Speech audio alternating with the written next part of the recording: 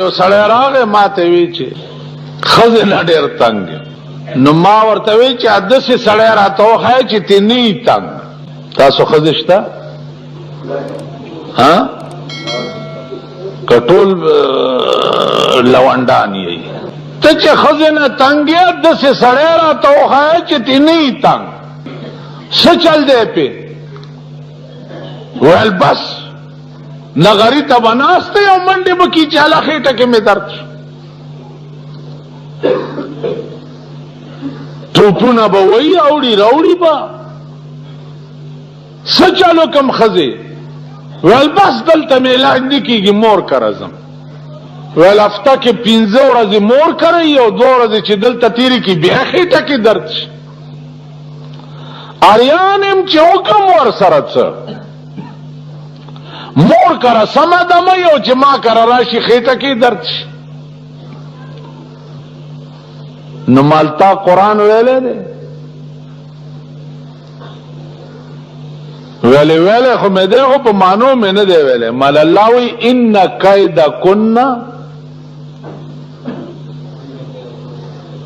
عظیم.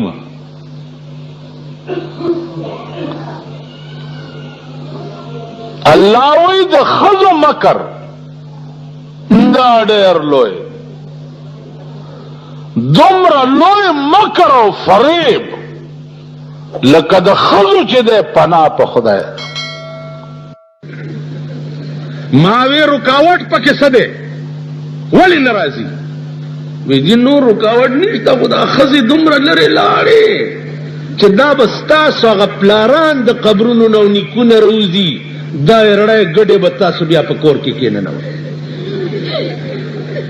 ته به ښځې ته ووایې چې سپینه برکه په سر کا او د کور نه به بغیر د مړي ژوندي نه بار نه وځې چې د کپره کې دې اوبه څکي که نه او لاړئ غرق یئ. شرمېدلی وی او شرمېدی که خیر چې لږ په خېټه موړ دی. اول کار یې دا دی چې ښځې نه بورکه لري کې او بربنډی ځان سره ګرځئ. تاسو د دې علاقې خلک چې کېنې مینګه پښتانه مینګه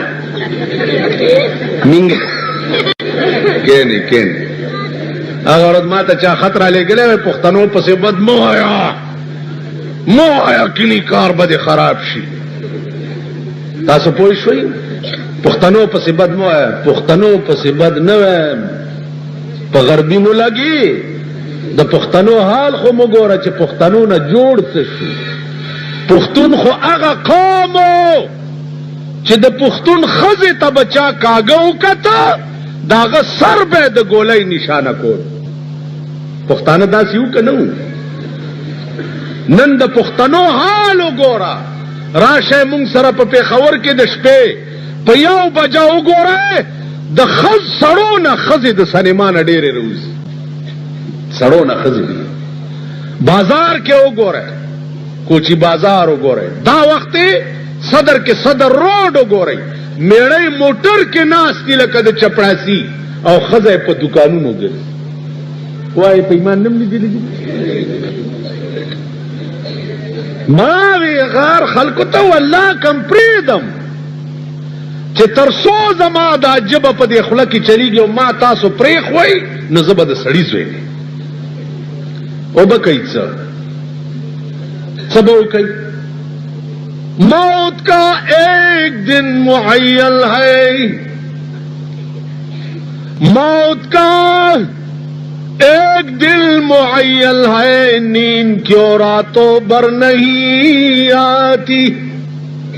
وی د مرګ خو یو ورځ ده چې رابشي زه به مړ شمه نو د غمی خوب ولې ټوله شپه نه راځي؟ زه به مړ کېږم او په کومه طریقه چې زما